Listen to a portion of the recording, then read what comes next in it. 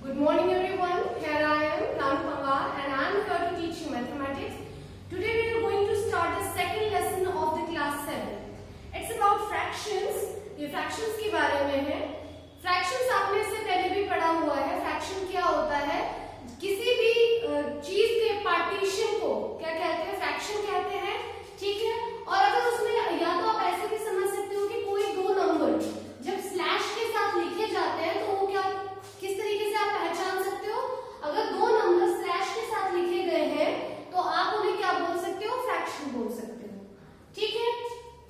अब देखिए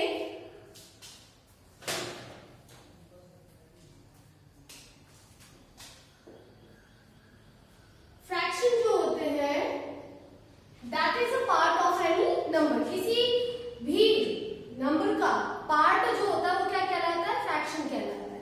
ठीक है. फ्रैक्शन कितने तरह के होते हैं? ठीक है. तो पहला फ्रैक्शन होता है आपका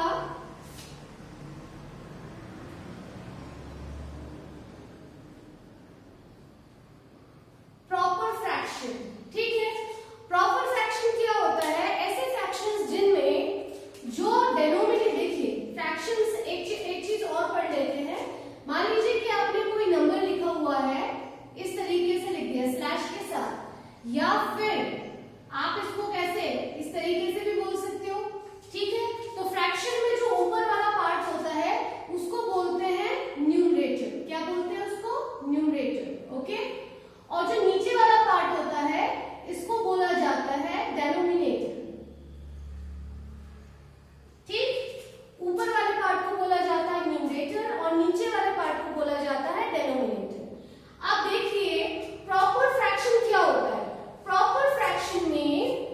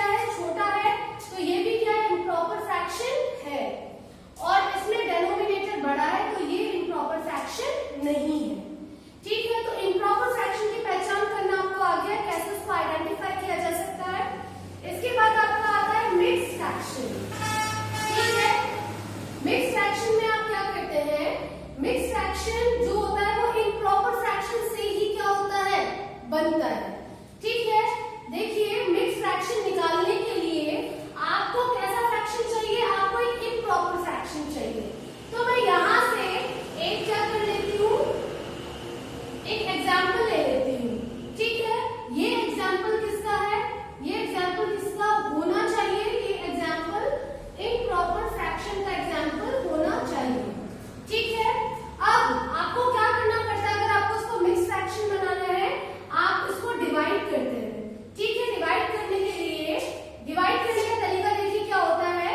जो डेनोमिनेटर में होता है that used to be divisor, ठीक है, डिवाइजर होता है, और जो ऊपर होता है न्यूमरेटर में होता है वो क्या होता है? डिवाइडेंड, ठीक है। तो डिवाइडेंड इधर आएगा, डिवाइजर इधर आएगा, ठीक है।